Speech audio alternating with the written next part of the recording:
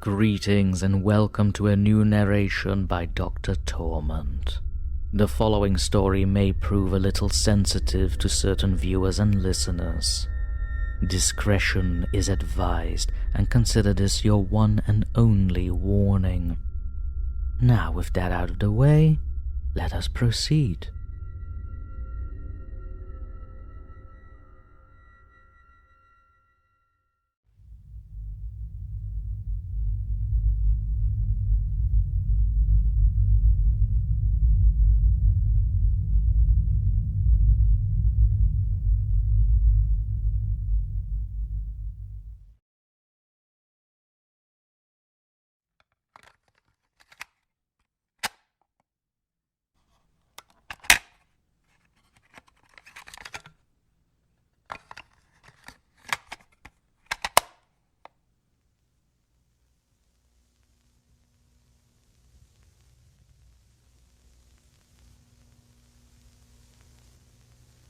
Mankind should learn to stop its curious nature before it becomes our undoing.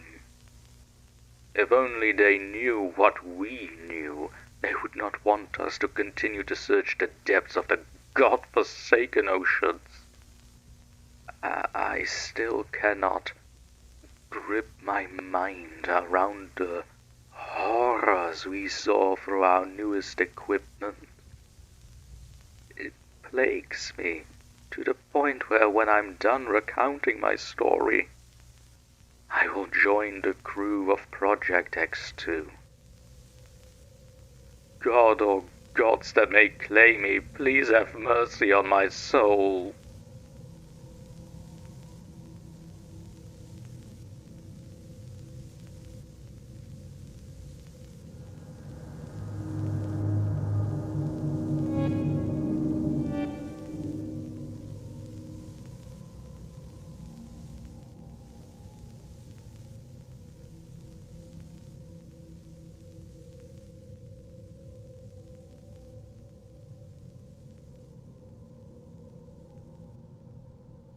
It started on November 20th, 2020. After the failure of killing the creature that lies at the bottom of the sea, we decided to create major upgrades to our vessels. You heard correctly. One vessel was not going to be enough, and unfortunately for the crew of Project X, they paid for that lesson with their lives.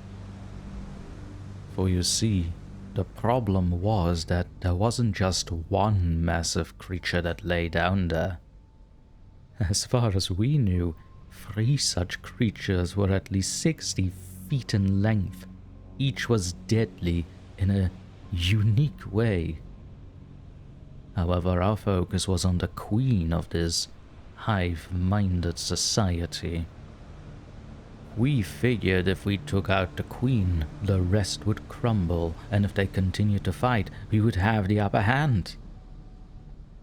I wish I could say that if we knew the true purpose behind Project X, we wouldn't have agreed to this suicide mission.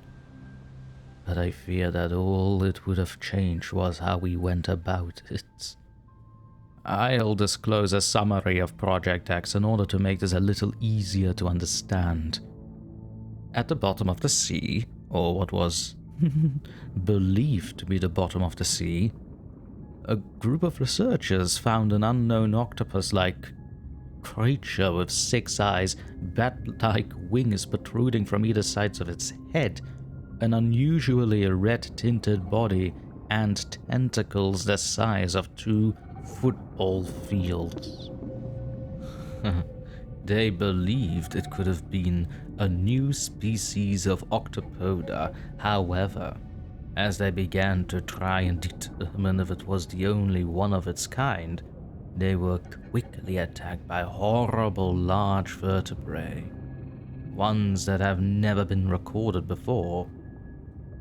These vertebrae were massive, silver in color creatures with dozens of large fangs. It looked like a massive flatworm species. Only the video feed that the vessel sent back to us was left, and so Project X was conducted to deal with this new potential threat. Sadly, a rather large missile was used on the creature, but it seemed to have only invoked its wrath, as when it managed to hurt one of the unknown vertebrae, the new octopoda creature immediately went into a frenzy. With one swoop of its large red tentacle, it destroyed every ship that was within 100 to 200 feet of it. In this line of work, you hear and see horrible things. But that overkill of our Marines was something that I just wasn't prepared for. None of us truly were. We knew what we signed up for, yes, but the tentacle of that creature was something that threw us through a loop. You see, we had no way of knowing that Phineas Octopoda could grow its tentacles to enormous lengths to defend herself like that. I say this based on Dr. Carmine's theory. His theory was that there was to be some unknown niche between whatever those things are and the creature itself. However, on December 1st, Dr. Carmine finally made progress that supported his thesis by creating radio waves of the creature that would be strong enough to study it, but without hurting it. We confirmed that a normal size was no bigger than 7 feet tall. It left us in bewilderment, as no creature of the ocean should have been able to practically quadruple their size to defend themselves. But that wasn't the strangest part. No, the strangest part was that this octopus was tiny in comparison to the vertebrae that prevented us from going anywhere near her. This led Dr. Carmine to wonder if somehow this new species of octopods was able to make the large flatworms that surrounded her into mindless puppets with perhaps some sort of parasite, similar to the ones cats have used on humans. Initially unknown, but done for so long, it would be close to impossible to know when it truly started. Another theory that he proposed was that maybe the Phineas Octopoda was giving off some kind of pheromones, similar to a queen bee and all her subjects. We weren't so sure about this, as it did not seem like she had any interest in mating at all. Not that it was easy to tell from what little imagining we were able to gain at a safe distance. It was, finally, decided to send in more experienced naval fleets with enough firepower to make the ocean look like a wasteland to attack the creature's, well, bodyguards. Somehow, enough tissue samples were able to be retrieved. The thing that still haunts me is what no one else, but me and a few operators, saw that day when the tissue samples were collected. Based on the creature's behavior, I was able to figure out something wasn't quite right. This was too easy. I tried to immediately bring it up to my superiors, but was dismissed based on the fact that a lot of funding went into Project X2 for anything that involved the creatures. That included tissue samples. In case I didn't mention it, mostly because it doesn't matter anymore, I am an animal behavioral expert. I would give off my name, but I truly want to be forgotten from history books, as I feel like part of this is my fault. I felt like I should have done more, but confrontation was never my strong suit. As the few naval subs returned to the surface with the tissue samples, Dr. Carmine was the first of many who were eagerly waiting to examine the specimens. The man was so zealous to get started that I thought the MPs, that is the military police, were going to have to restrain him. I would have laughed, but between the creature's demeanor and his ever-growing bad feeling, it was hard to enjoy the experience of these fresh samples with my colleagues. Hours had gone by, and to be honest, I thought that I might have been overthinking about the creature's intentions. Now, octopi are very smart animals, but to plan something that could very well cause harm to the crew seemed... it seemed ridiculous. That was until December 25th, 2020. We were going to celebrate Christmas together since there was no way to get home to our loved ones in this weather. One of the crewmen burst into the room and stated there was a signal coming from one of the massive flatworms. When asked how it was possible, she responded that she was unsure. Keep this in mind, the vessels we sent down there, they were packed to survive on their own for a week at best. We sent those vessels down there on December 5th. That means the vessel was there for almost 3 weeks. It didn't seem possible for anyone to survive, and yet someone did, as it sent signal waves from inside one of the giant vertebrae. It left us both stunned and confused. Someone had to explain to the admiral of this oceanic base several times how this couldn't be possible, and that for all we knew, it could be a trap. Despite this, the admiral ordered the control room to patch the signal through. We couldn't believe our ears, but it was Captain Wheaton. The signal cut in and out a bit, but despite this, we were all able to hear the captain speak. People were both shocked and astonished, while others, such as myself, thought that this was a great opportunity to do something mankind had never attempted before, due to the lack of technology to even attempt. You can't blame me for wanting to know what it was like inside the creature. We tried speaking to the captain, but it was as if the communication was only a one-way call. He could talk to us and we could very much hear him, for the exception of a few words being cut off, but for some reason, he couldn't hear us. I can't even begin to describe how pissed off everyone was in that control room that day. To the Admiral's credit, he did try to keep a cool head, but I think he was more worried about leaving a fellow naval officer in the bowels of this massive creature. I couldn't blame him, and therefore kept my disappointment about not being able to get footage of the creature's bowels to myself. However, the problems didn't rest between our communications with the good Captain Wheaton. Suddenly, the PA system was filled with panicking screams. One of them was begging Dr. Carmine to stop, but then we could hear what appeared to be someone being strangled until the bones in their neck popped. Long live the elder gods, Dr. Carmine said before destroying the PA system.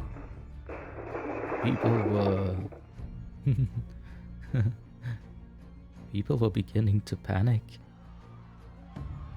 Admiral Powell struggled to get everyone to calm down long enough to form a plan to make it to the escape pods. We didn't want to risk an encounter with Dr. Carmine or whatever he had become. So, we didn't even bother with the helicopter pad that was supposed to be used, ironically, in the event of an emergency. This left us with only one option that no one wanted to try, especially me. Somehow, I felt like this was a death sentence. There wasn't much of a choice. Either be killed like the other researchers and the MPs that were assigned to guard them, or take our chances with the escape pods. That's when someone came up with another option that, to this day, makes me tear up. It was both brave and suicidal, but after much discussion, 4 people volunteered to be the distraction so the rest of the crew and I could make it out alive. I suddenly caught a headache, and my nose bled. Something pierced itself into my mind and began to talk to me. It was telling me that there was no hope of escape, and that trying to do so was only going to lead to a more painful death.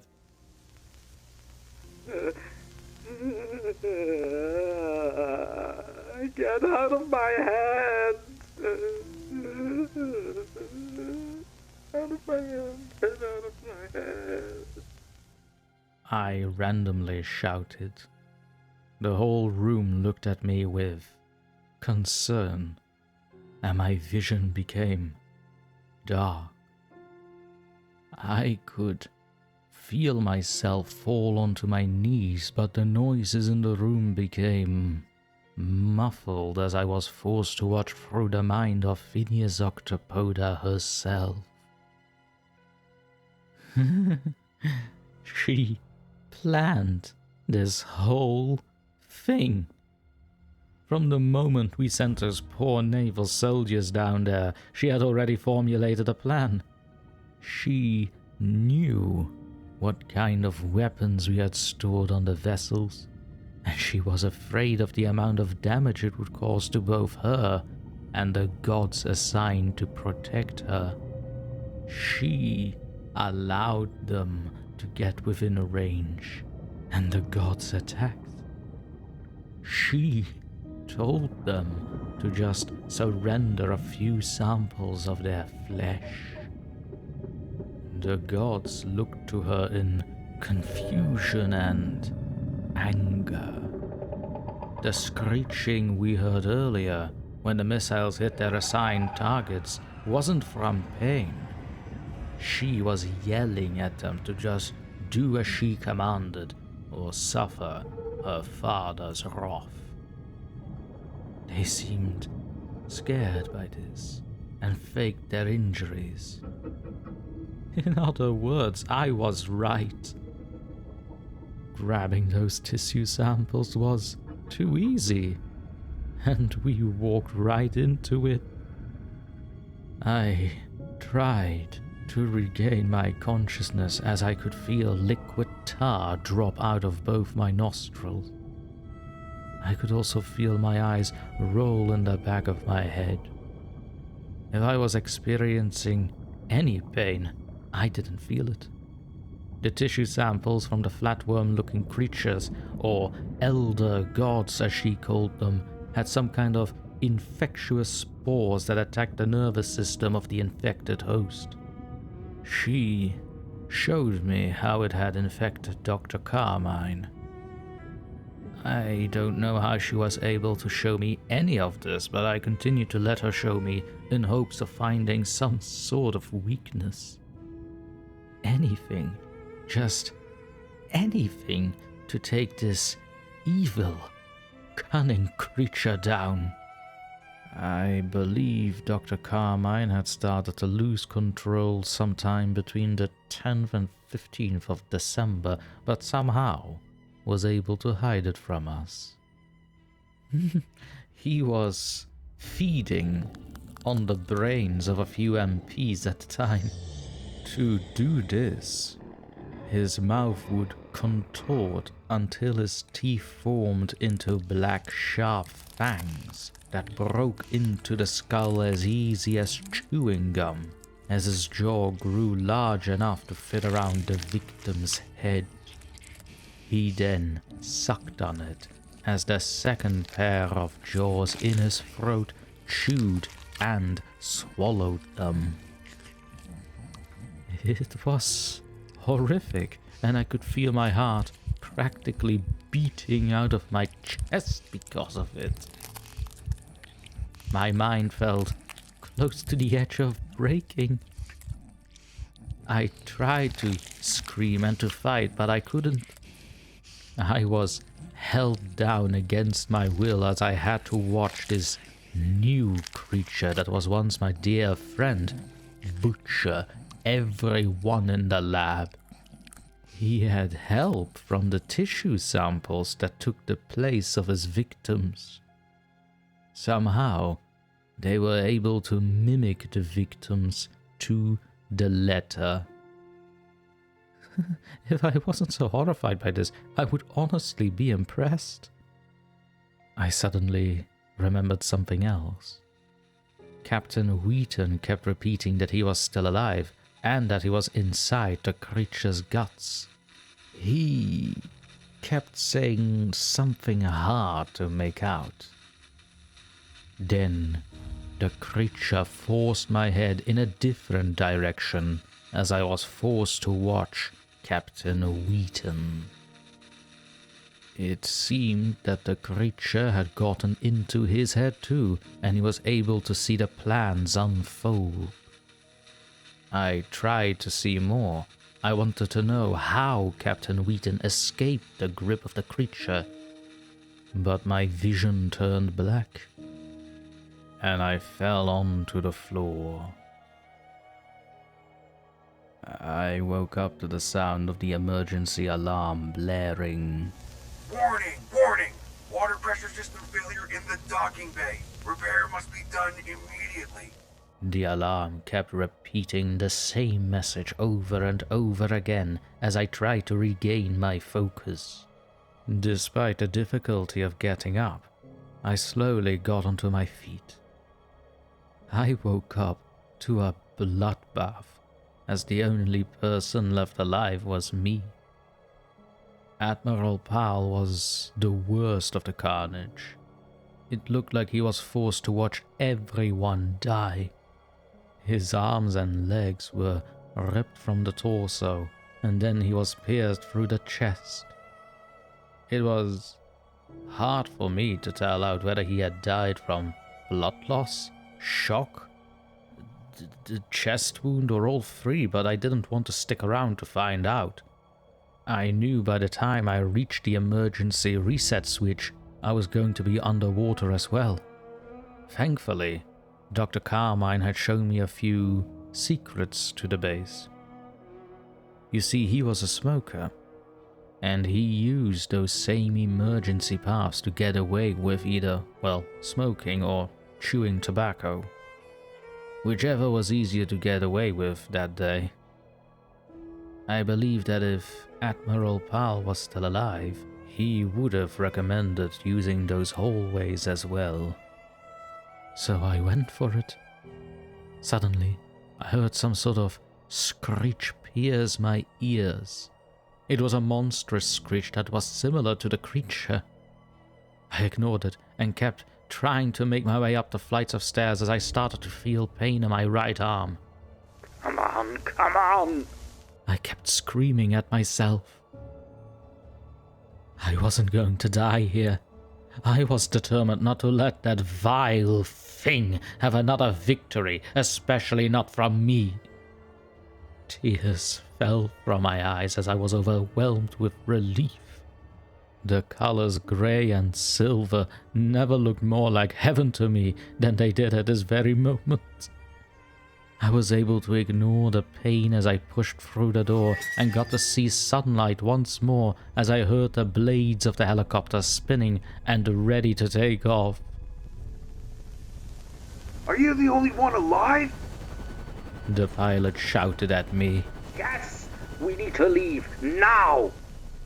Whatever adrenaline high I was on, whatever happiness took me in its arms, whatever hope I had left in me was quickly destroyed as fleshy tentacles zipped past me and went for the pilot.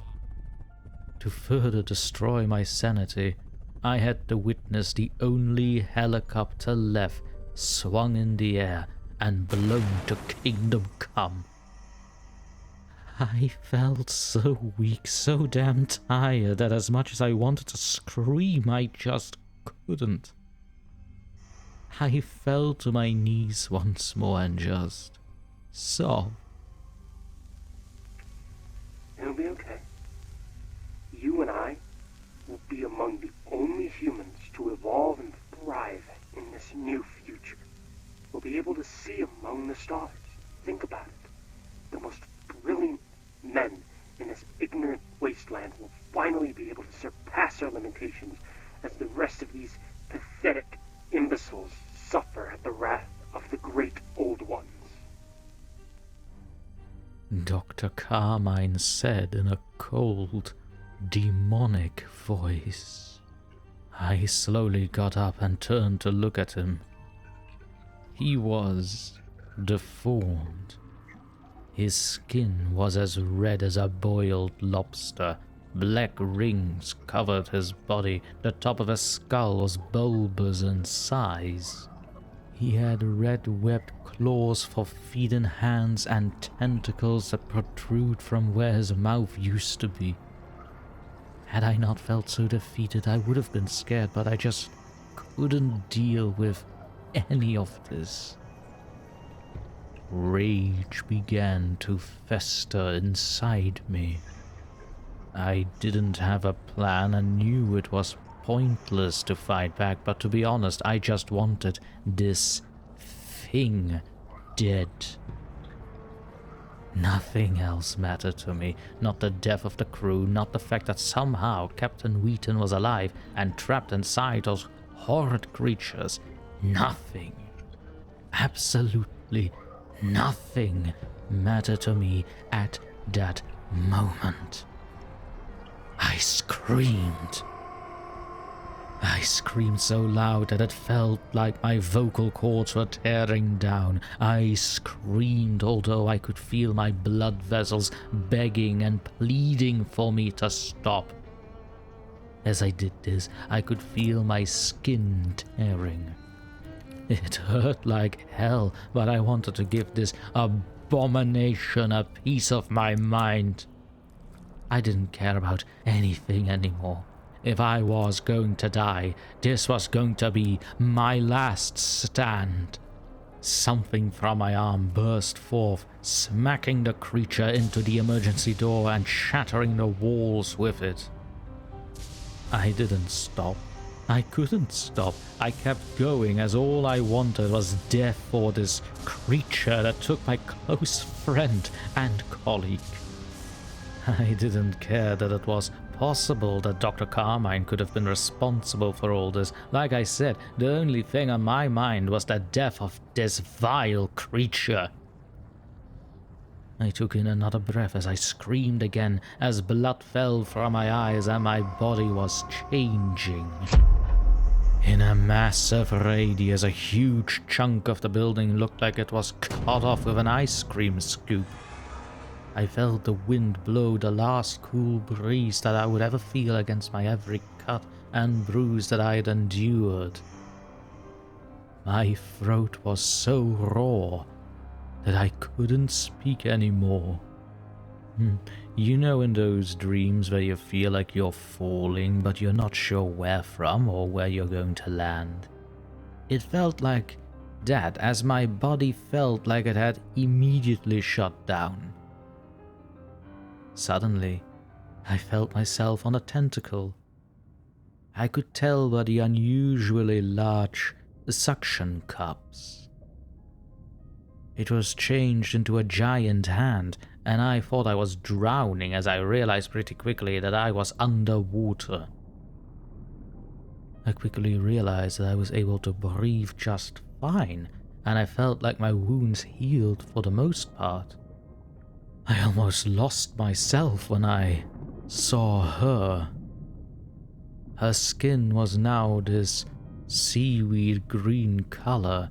Her pitch black eyes remained the same, and her form was more human-like. Words didn't have to be exchanged. Somehow she spoke to me telepathically. I knew I was in front of a goddess as the giant vertebrae swarm around us. You interest me, mortal. She said telepathically. Somehow my spores do not take root as the others have. This whole time that I read your mind, you were busy trying to retain as much information on me and my kind as possible. How cute. She said with bitter sarcasm. Who or what are you? I couldn't use my voice, so I tried to speak to her in the mind as well. To anyone looking in, it would have looked like we were just staring each other down. I'm a creature from beyond the stars themselves, and my father wants your death. But I think I'll toy with you a little more. After all, he's coming to claim his rightful place, and insects like you will only be a thorn in his side. So I might as well have some fun with you first. She said as she followed it up with an evil laugh. She then showed me the blood-red color of her eyes. I tried to look away. I tried, but her eyes were hypnotic. As I looked at her, my vision fell dark once more, as my head felt like it was just lost in a fog. Just as I was losing my vision, I mustered up the courage to scream at the creature. It must have taken her off guard, because I could feel myself free from her grasp as she screamed in pain. I dashed to the surface. I swam faster than I ever did in college. I kept swimming as hard as I could. I refused to let her keep me in her grasp. Death would be better than whatever hell she was going to put me through. I could feel fear like I have never felt before, coursing through my veins like poison as I kept using every muscle I had. I was getting closer to the surface. Keep going. We are so damn close. Don't look back. Don't you dare give up now. I kept shouting at myself as I kept swimming, but no matter how hard I swam, the very beings that were guarding that tentacle-faced monster were now following. They were able to swim faster than me. It didn't take long until suddenly I could feel rows upon rows of jagged teeth the size of SUVs starting to surround me. I refused to give up. No way in hell was I going to make it that easy for the creature, and it knew it too. The teeth were now getting ahead of me as I tried to swim in a different direction. I kept trying to embrace myself for the inevitable as I was beginning to see its gums more clearly, and I could feel myself being sucked in. I lost consciousness again. When I woke up, I was standing on my own 2 feet in the streets of Louisiana. I was wearing someone else's clothes that were coated in blood and organs. More of my kind were slaughtering humans by the dozens as they took advantage of the horrible storms that the state of Louisiana was known for. What had I done? I thought to myself. Exactly what I knew I could trust you to do. I must admit, you continue to impress me, mortal. Many would have just given in by now, but here you are, still fighting a losing war. It's been rather amusing, as I've enjoyed feasting on your suffering. The creature said in my mind again. It took a few days, but I slaughtered whatever these things were, and I tried to save as many as I could, but it was as the creatures said. It was a losing war. To whoever finds this, I'm sorry that I couldn't leave you with more information. Just know that I tried with everything that I could to hold them back, but there wasn't much else that I could do. I'm hoping that someone will find this recording and use it to push her back. But this is the end for me. Even now, she's calling me back to serve her once more, and it is getting harder to resist. So, this is goodbye, and good luck. This handgun with armor-piercing bullets should kill me. I'll be with the crew of Project X2 soon.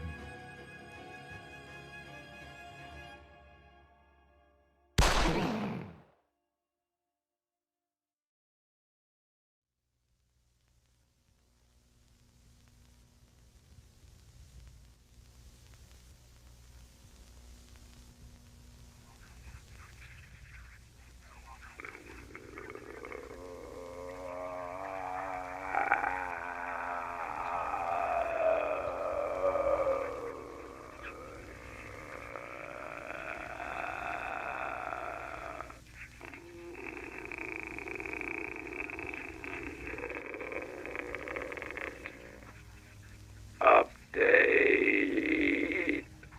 It didn't work.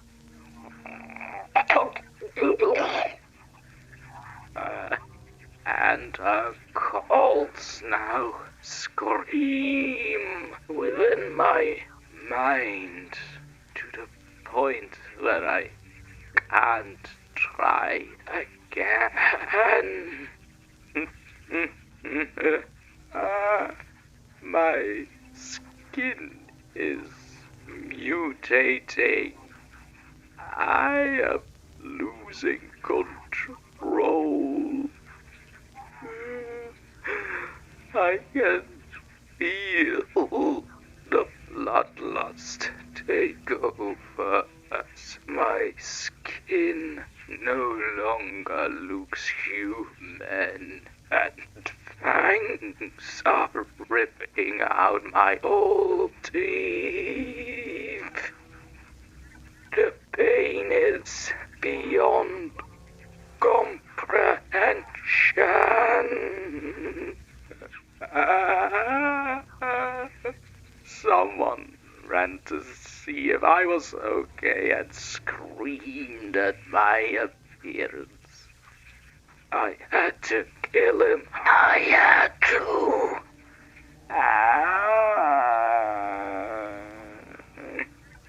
The screams hurt. And the longer I'm away from the water, the more weak I begin to feel. So I bathed in his blood and felt better. All I can leave you now with is praise the daughter of the great Cthulhu.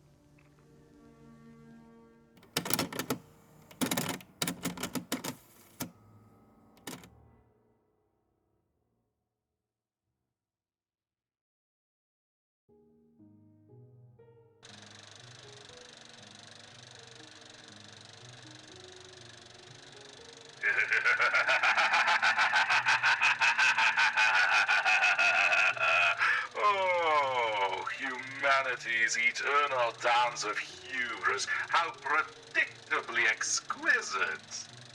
Dear Sir, Project X2, a bold foray into the unknowable depths of the abyss, offers a most delectable tale of ambition untempered by wisdom.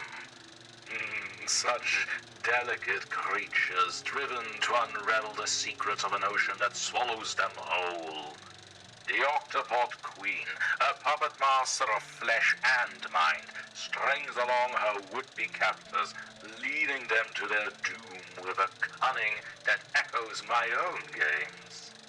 How quaint that they assumed brute force and intellect could triumph over her inherent mastery of entropy. A hive of horrors, guided not by instincts but by purpose. How beautiful the chaos she has wrought. And yet, what I find most intriguing is not the creature itself, but the unraveling of those who sought to tame her. The frailty of the human mind, assaulted by spores, voices and visions, their wills bending until they are but extensions of her will. The betrayal of a trusted ally, the madness that transforms saviors into executioners, it is also poetically inevitable. You see, the sea did not merely claim them, it transformed them. Evolution through despair, a concept I know all too well. They sought to map the abyss, but in the end, it was the abyss that remapped them.